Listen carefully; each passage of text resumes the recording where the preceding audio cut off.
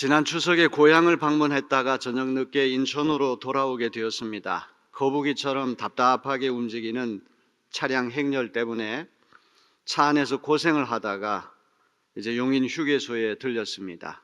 화장실도 다녀오고 요기도 할 생각으로 간신히 휴게소에 들리게 되었습니다. 식당에서 자리를 잡고 앉아서 주문한 음식을 기다리는데 바로 옆에서 큰 소란이 일어났습니다. 한 20대쯤으로 보이는 청년이 고래고래 고함을 지르면서 옆에 계신 부모님께 땡깡을 부리는 거예요. 이 땡깡이라고 하는 말이 일본 말이라고 탱캉, 생떼를 부리고 있었습니다. 주변 사람 누구나 다 들을 수가 있고 또 주시할 정도로 큰 소리로 자리에서 일어나서 집에 가지 않겠다고 고집을 부리는 것입니다. 큰 소리로 투정을 부리는 아들을 일으켜 세우고자 아버지로 보이는 분이 갖은 방법을 다 써도 힘이 얼마나 센지 요지부동입니다. 아들이 완강하게 저항하는 바람에 아버지가 손을 다쳐서 피가 철철 흘렀습니다. 누가 보더라도 그 아들은 자폐증을 앓는 그런 장애를 입은 청년이었습니다. 고향에 갔다가 돌아오는 길에 모두가 지치고 피곤했을 텐데 누구 하나 그 가족에게 따가운 시선을 보내지 않았습니다. 저의 딸조차도 마음이 너무 아프다면서 세 식구에게 동정심을 보냈습니다. 그날 저의 두 눈을 사로잡은 것은 아들을 제지하다가 아버지가 손을 다쳐서 피가 철철 흐르는데 바로 옆에 있던 어떤 남자가 자신의 손수건을 꺼내서 상처 부위에 감싸주는 그런 모습이 제 마음에 감동을 주었습니다. 인천으로 돌아오는 길은 몹시도 지루하고 피곤했지만 장애를 가진 청년이 난동에 가까운 행패를 부렸지만 시민들이 따뜻한 시선으로 이해해주고 오히려 그 세 식구에게 대해서 어떤 애처로운 그런 마음을 보였던 것, 그것을 생각하니까 인천 올라오는 길이 굉장히 지루했지만 마음은 따뜻했습니다. 인간은 사회적인 동물이라고 하는 말이 있지요. 한문으로 사람 인자도 두 사람이 서로 기대는 모양으로 되어 있습니다. 인간으로 태어난 이상 누구도 홀로 살 수 없습니다. 가정과 학교와 직장과 교회와 사회, 다양한 사람들을 만나면서 함께 살아가야 합니다.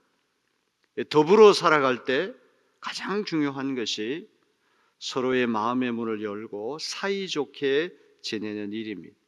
교제가 필요하다는 것이죠. 교제라고 하는 말을 굳이 제가 쓰지 않은 것은 이성 간의 교제, 심지어 원조 교제, 이 교제라고 하는 말이 나쁜 의미로 쓰일 때가 있어요. 그래서 교제라는 말 대신에 친교라고 하는 말을 골라 쓰고 있습니다. 교회에서 이야기하는 친교는 커뮤니오 상토룸, 성도의 교제를 말하는 것이죠. 그래서 이 친교, 교제라고 하는 말은 헬라 말로 코이노니아라고 하는 말인데 이 코이노니아라고 하는 말의 기본적인 뜻은 쉐어링, 나눈다는 거예요. 친교는 나누는 거죠. 마음을 나누고 우정을 나누고 물질을 나누고 사랑을 나누고 코이노니아, 성도의 교제, 친교 얼마나 중요합니까? 사도행전 2장 42절에 보면 이렇게 되어 있어요. 그들이 사도의 가르침을 받아 서로 교제하고 떡을 떼며 오로지 기도하기를 힘쓰니라. 초대교회의 세 가지 특징을 우리에게 들려주는데, 첫째는 성경의 가르침을 받은 교회였다. 진리 위에 서 있는 교회이기 때문에 음부의 권세가 교회를 이길 수가 없습니다. 초대교회는 또한 힘써 기도하는 교회였어요. 기도하는 교회, 사탄이 함부로 틈탈 수가 없는 것입니다. 지금 우리는 하늘은행의 기도 정립을 하는 기도 운동을 하고 있습니다. 우리가 믿음으로 간절하게 꾸준히 기도할 때 하나님께서 우리 교회를 눈동자처럼 지켜주실 줄로 믿습니다. 초대교회의 또 하나 돋보이는 특징은 교우들 가운데 활발한 친교가 있었다고 하는 사실입니다. 예수 그리스도를 믿고 하나가 된 형제 자매가 사랑의 끈으로 연결되어 서로를 섬기고 돌보았다고 하는 그런 말입니다.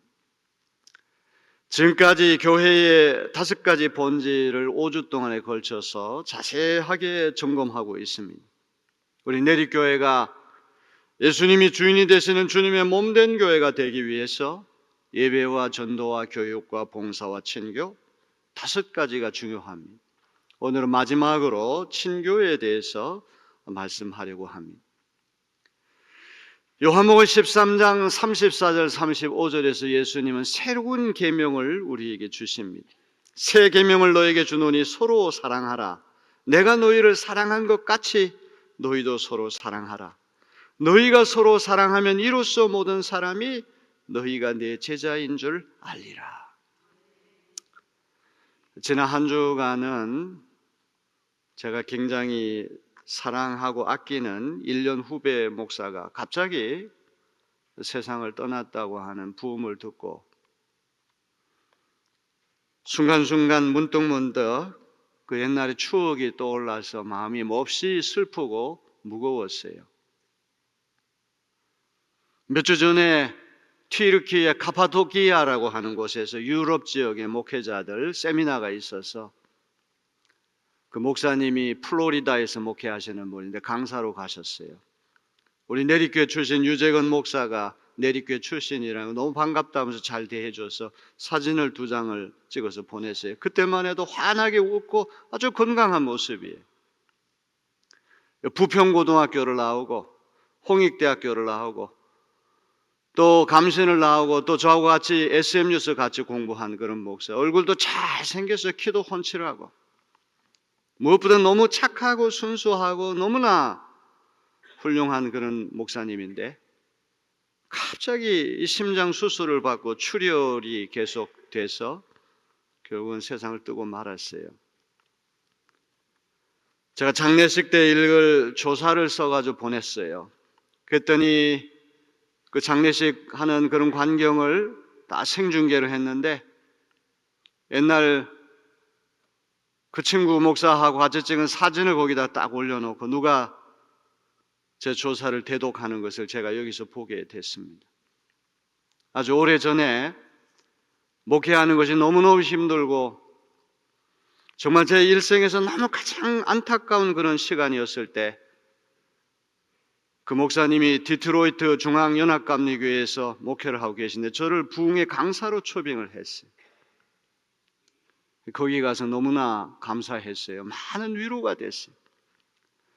집회가 끝난 다음에 디트로이트에서 캐나다 나이아가라 폭포까지 자동차로 7시간, 8시간 걸리는 먼 거리인데 그 후배가 직접 운전을 하고 차 안에서 많은 이야기들을 나누고 너무나 참으로 좋은 시간을 가지고 제가 새로운 용기를 갖고 돌아올 수 있었어요. 사람은 그 사람이 죽으면 진가가 드러나는 것 같아요. 왜 내 마음이 이토록 슬프고 왜 내 마음이 이렇게 안타깝고 문득문득 그 후배 목사와 지냈던 아름다운 그런 어떤 추억들 한없이 따뜻하고 한없이 부드럽고 한없이 어떤 깨끗하고 성실하고 진실하고 어느 곳에 가든지 교회를 안정시키고 어느 곳에 가든지 교회를 부흥시키는 그런 좋은 목사가 이제는 이 세상에 없구나. 그 생각하니까 인생이라고 하는 게 이렇게 허무하고 이렇게 인생이라고 하는 것이 슬픈 것인가 이런 생각을 해봅니다. 예수님이 주신 새 계명은 예수님 우리를 사랑하신 것 같이 우리도 서로 사랑하라는 거예요. 세상 사람들이 우리가 예수님의 제자인 것을 어떻게 합니까? 내립교회 다닌다고 성경책 옆구리에 끼고 다닌다고 집안 문패를 방패 모양의 내립교회 교회 다닌다고 그 표시 있다고 해서 우리가 예수님 제자인 걸 알겠습니까? 우리가 서로 사랑하면 세상 사람들이 우리가 예수님의 제자인 것을 알게 될 것입니다. 우리가 서로 사랑하기 위해서 교회 안에서나 밖에서나 우리가 나누는 친교가 중요합니다. 진정한 친교가 어떤 것인지를 알기 위해서 오늘 봉독한 시편 133편 말씀을 한번 살펴봅시다. 이 시편 133편의 부제, 이 제목을 보면 성전에 올라가는 노래 이렇게 되어 있어요. 성전에 왜 올라갑니까? 하나님께 제사 드리기 위해 올라가죠. 오늘로 치면 예배 드리기 위해서 성전에 올라가요. 당연히 예배가 중심 테마가 되어야 되는데 여기 시인인 다윗은 엉뚱하게도 예배하러 성전에 올라간 성도들이 나누는 친교의 모습에 집중하고 있어요. 진정한 친교라고 하는 것은 이 예배 시간에 이루어지는 것이구나. 생각이 다르고 견해가 다르고 배경이 다르고 정당을 지지하는 것도 국민의힘을 지지하는 사람, 민주당을 지지하는 사람, 진보당을 지지하는 사람, 다양한 정치적인 컬러가 다 있지만 그 모든 다양한 차이를 다 뛰어넘어가지고 성전에 모여서 예배할 때 거기서 일어나는 진정한 친교, 다윗은 이 성전에서 예배하는 이들 사이에서 일어나는 친교를 포착해가지고 아름다운 노래를 여기서 하고 있는 것이죠. 오늘 우리가 내립교회 예루살렘 성전에 모여서 예배하는 것은 참으로 아름다운 일인 줄로 믿습니다. 성격이나 취미나 배경이나 생각이 다 달라요. 그런데 그 모든 차이를 뛰어넘어서 우리는 오늘 하나로 모였습니다. 예수 안에서 하나가 되어 함께 예배하는 것, 참된 친교를 나누는 출발점인 줄로 믿습니다. 다윗은 1절에서 이렇게 감탄합니다. 보라, 형제가 연합하여 동거함이 어찌 그리 선하고 아름다운고. 동거한다고 그러니까 어떤 남녀가 동거하는 것을 연상하기 쉬운데 여기 동거라는 그런 말이 아니라 성전에 같이 함께 앉아 있는 것을 이야기하는 것이죠. 모두의 배경이 다르지만 오늘 이렇게 하나님을 예배하기 위해 연합하여 앉아 있는 것은 참으로 선하고 아름다운 일입니다. 언제나 예배할 때 하나로 연합하는 것이 아름답고 선한 일임을 우리는 잊지 말아야 합니다. 다윗은 연합해서 성전에 모인 성도의 선하고 아름다운 모습을 두 가지 이미지로 표현을 합니다. 133편 2절 3절에 보니까 이렇게 되어 있어요. 머리에 있는 보배로운 기름이 수염, 곧 아론의 수염이 흘러서 그의 옷깃까지 내림 같고 헐몬의 이슬이 시온의 산들에 내림 같도다. 예배하는 형제 자매의 모습이 얼마나 선하고 아름다운지 보배로운 기름과 같다고 말씀했어요. 그런데 이 보배로운 기름이 아론의 머리에서 시작되어서 수염을 타고 흘러내리고 마침내 옷깃까지 흘러내린다고 노래합니다. 아론은 대제사장이죠. 하나님과 이스라엘 백성 사이에 중보자로 세움받은 아론의 몸 전체에 거룩하고 향기로운 성령의 기름이 흘러내린다는 것이 아닙니까? 제사장인 아론을 통해서 하나님과 이스라엘 백성이 성령으로 연합되었다고 하는 것을 노래하는 것이죠. 옛 언약 백성인 이스라엘이 이런 은혜와 복을 받았다면 새 언약 백성인 우리는 대제사장 그리스도 예수를 통해서 오늘 이 예배하는 가운데 성령의 기름이 우리 가운데 내려서 하나님의 놀라운 은혜와 복을 받는 이 시간이 될 줄로 믿습니다. 예배하는 우리가 진정한 친교를 누릴 수 있는 근거는 중보자 되신 예수 그리스도의 머리와 수염과 옷깃에 흘러내리는 성령의 은혜로 우리가 하나님과 하나로 연결되었기 때문이라는 사실을 우리는 잊지 말아야 됩니다. 두 번째로 다윗은 하나님 앞에 함께 모여 예배하는 우리의 모습이 헐몬산의 이슬이 시온의 산들의 내림과 같다, 이렇게 노래해요. 이 헐몬산은 이스라엘의 성산이죠. 최북단에 있는 이스라엘 땅에서 가장 높은 산입니다. 해발 2769m나 되는 큰 산입니다. 만년설이 쌓인 그 산의 비와 눈과 이슬이 내려서 서서히 서서히 밑으로 흘러서 갈릴리 호수와 요단강 여러 곳에 필요한 물을 공급해주는 수원이 헐몬산입니다. 헐몬산에 비하면 시온, 예루살렘에 있는 산들은 800m밖에 되지 않는 야산들이에요. 시온은 이 헐몬의 신성한 이슬이 시온 산들에게 내려온다는 표현을 쓰거든요. 아론의 머리에서 시작된 기름도 내려오잖아요. 수염을 타고 옷깃까지 내려온다고 되어 있는데, 헐몬의 이슬도 시온 산들로 흘러내려와요. 총초하기 이를 데 없는 헐몬의 이슬이 예루살렘 성전에서 예배하는 이들에게 흘러내리는 모습, 만물을 살리고 만물을 깨끗하게 하는 하나님의 거룩한 은혜, 하나님의 놀라운 축복이 예배자들에게 흘러넘친다는 그런 말씀이 아닙니까? 오늘 우리가 예배하는 이 자리에도 대제사장 되신 예수님의 머리와 수염과 옷깃에서 성령의 기름이 흘러내리고 헐몬산의 맑고 깨끗한 이슬이 우리 위에 내려와서 우리가 살아나고 정결케 되는 역사가 일어나게 될 줄로 믿습니다. 다윗은 맨 끄트머리 133편 맨 끄트머리 거기서 여호와께서 복을 명령하셨다니 곧 영생이라고 노래해요. 거기가 어디입니까? 예루살렘 성전을 말하는 거 아닙니까? 오늘 우리 성도들이 한 자리에 모여서 예배할 때 하나님 복을 주시는데 영생의 복을 우리에게 주시는 줄로 믿습니다. 우리의 시선을 오늘 봉독한 빌립보서 2장 1절로부터 4절로 돌립니다. 그러므로 그리스도 안에 무슨 권면이나 사랑의 무슨 위로나 성령의 무슨 교제나 긍휼이나 자비가 있거든 마음을 같이하여 같은 사랑을 가지고 뜻을 합하며 한 마음을 품어 아무 일에든지 다툼이나 허용으로 하지 말고 오직 겸손한 마음으로 각각 자기보다 남을 낮게 여기고 각각 자기 일을 돌볼 뿐더러 또한 각각 다른 사람들의 일을 돌보아 나의 기쁨을 충만하게 하라. 그리스도 예수 안에서 함께 코이노니아, 친교하는 우리는 서로 권면할 때가 있어요. 잘하는 일을 더 잘하라고 격려할 때가 있습니다. 그런데 이런 격려가 좋은 진정한 의미의 격려가 되기 위해서는 그리스도와 연합해서 흘러오는 격려가 돼야 돼요. 인간적인 격려가 아니라 정말 주님의 은혜에서부터 흘러나오는 격려가 돼야 돼요.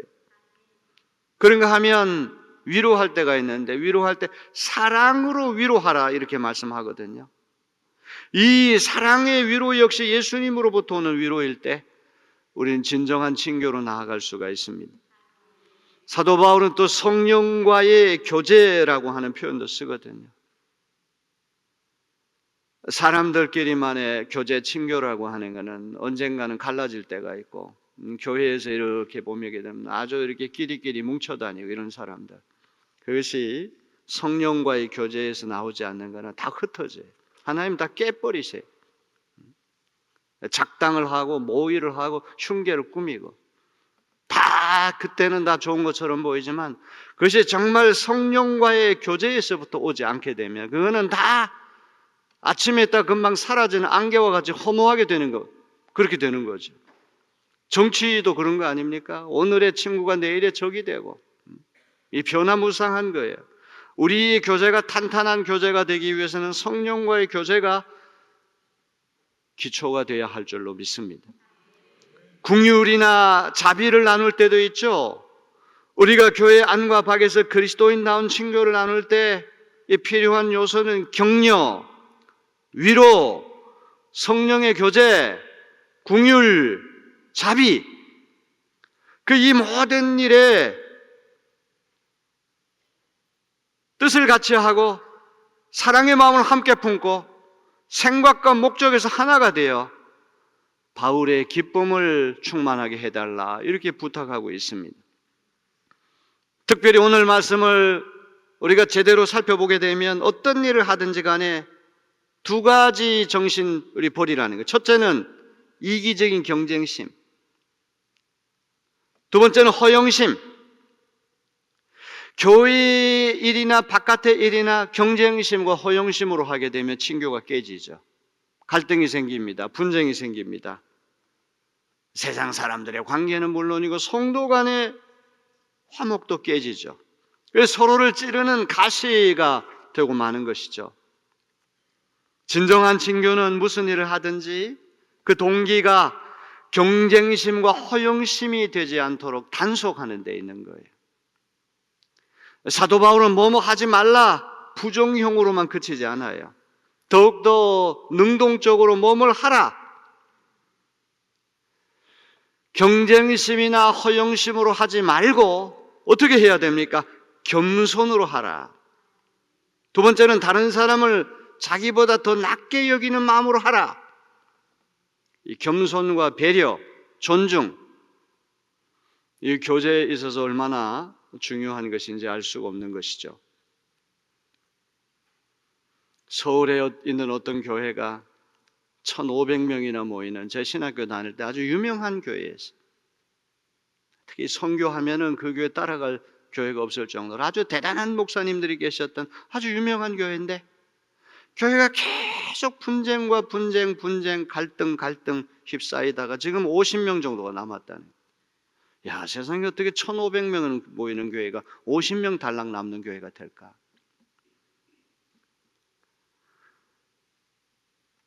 하나님의 은혜가 떠나가고 성령의 교제가 떠나가고 사람들이 경쟁심과 허영심만 남고 다른 사람 무시하고 교만하고 오만불손하고 자기가 뭐나 된 것처럼 고개를 까딱까딱하고 그런 교회가 어떻게 이 험한 시대 속에 살아남을 수가 있겠습니까?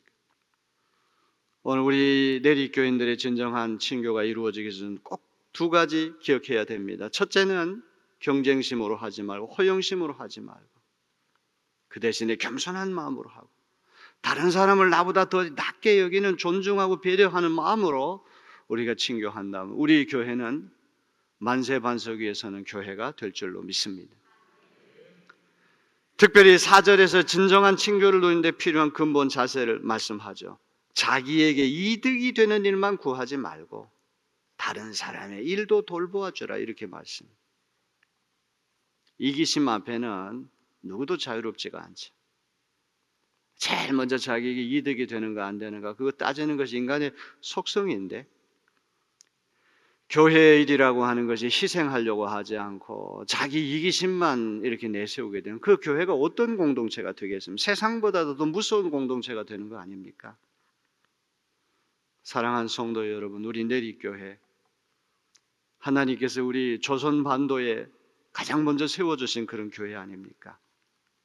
우리 교인들이 사사로운 이기심을 버리고 먼저 하나님 나라와 하나님 나라의 의를 구하게 된다면 우리 교회는 좋은 교회 될 줄로 믿습니다. 한 가정주부가 남편의 수입이 넉넉하지 않게 되니까 잡화점을 열었어요. 구멍가게를 냈어요. 워낙 정직하고 성실하고 친절하게 장사를 잘 하다 보니까 입소문이 나가지고 손님들이 꾸역꾸역 점점 많아지는 거예요. 나중에는 물건이 모자라 못 팔 정도가 되었습니다. 얼마나 장사가 잘 됐는데 트럭으로 물건을 사들이고 하루 종일 정신없이 물건을 팔아야 할 정도가 됐습니다. 어느 날 퇴근한 남편이 물건 파는데 정신이 나간 아내에게 한마디 툭 던졌습니다. 우리 동네 다른 가게들은 이제 손님이 별로 없다는 것 같아. 저 건너편 가게는 곧 문을 닫을 처지가 되었구만. 남편이 그 말을 하는데 이 부인이 망치로 한 대 얻어맞은 것 같은 충격을 받았습니다. 지금까지 트럭으로 주문하던 물건을 그렇게 하지 않고 파는 물건의 종류도 줄였어요. 손님이 찾아와서 어떤 물건 찾으면 건너편 가게에 가면 있습니다. 우리 가게 없습니다. 건너편 가게로 가라고 권유했어요. 이러다 보니 손님 수도 줄고 수입도 줄어들었어요.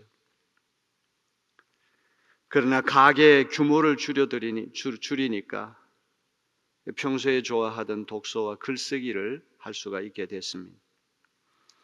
이렇게 해서 탄생한 일본의 유명한 요리 작가가 빙점이라고 하는 소설을 쓴 미우라 아야코, 삼포 능자라고 하는 그런 분이죠.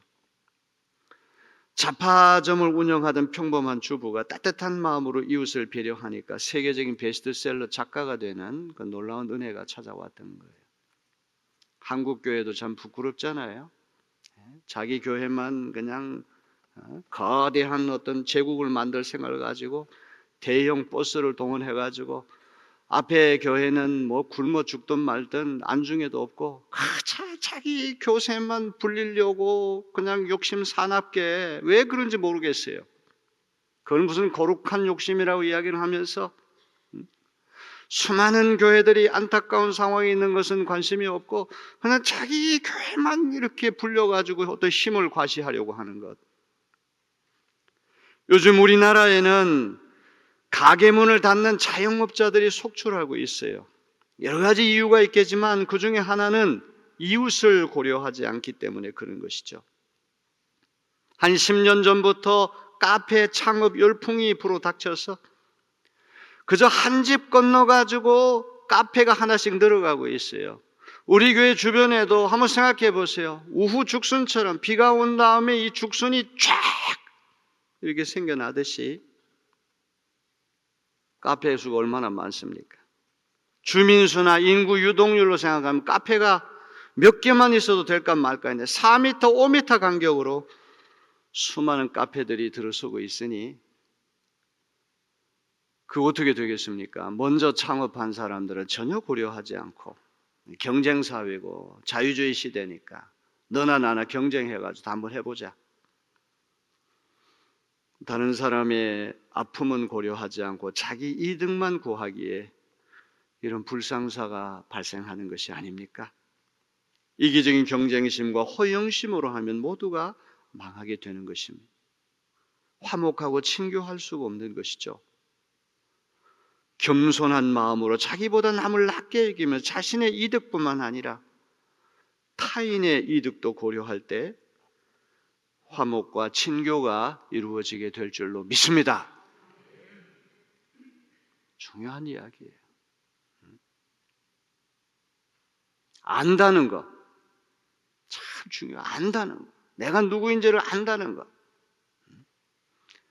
늘 비굴하고 당당하게 살지 못하고 눈치나 보고 아주 야비하게 그런 인생을 살았다고 하는 우리 자신이 누구인지를 알아야 돼.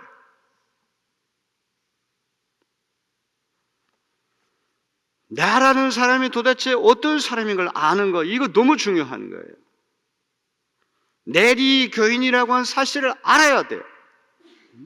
수많은 사람들이 내리 교회라고 하는 교회를 굉장히 귀하게 여기고, 야, 내리 교회는 뭔가 다른 사람일 거야 이렇게 생각하는데 우리 그렇게 살지 못한다. 이 얼마나 부끄러운 일이에요. 조상 얘기를 자꾸 해서 미안하지만 저는 우리 선조님들의 잘 몰랐는데 역사적인 뿌리 찾기를 하면서 우리 선조님들이 얼마나 고매한 그런 인생을 살았고 얼마나 눈물겨운 인생을 살았는가를 안 다음부터는 지난 날이 자꾸만 이렇게 후회가 될 때가 많아. 이야, 내가 정말 너무 형편없는 삶을 살았구나. 아는 것 너무나 중요한 일인 줄로 믿습니다. 예수님의 핏값으로 사준 이들이 우리가 아닙니까? 그 예수의 얼이, 예수의 혼이, 예수의 정신이 우리에게 있다고 한다면 세상에 나가서 그 예수의 얼, 예수의 혼, 예수의 정신, 예수의 사상, 그런 이들답게 우리가 살아야 되지 않겠습니까? 오늘 끄트머리에 우리 교회가 참된 친교 공동체가 되기 위해서 가장 기본적인 실용적인 제안을 하면서 제 설교를 마치려고 합니다. 저는 우리 내리교회 내 인사 잘하는 교인들이 됐으면 좋겠어요. 인사만 잘해도 먹고 산다고 하는 말이 있지 않습니까?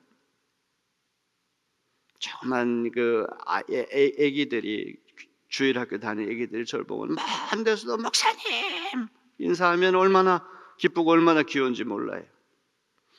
어제 토요일도 이제 일 끝나고 집에 가는데 저쪽 경비실 앞에서 애들이 면 목사님 하고 인사를 하니까 얼마나 기쁜지 몰라요. 스트레스 쌓였던 게 다 그냥 순식간에 날아가요.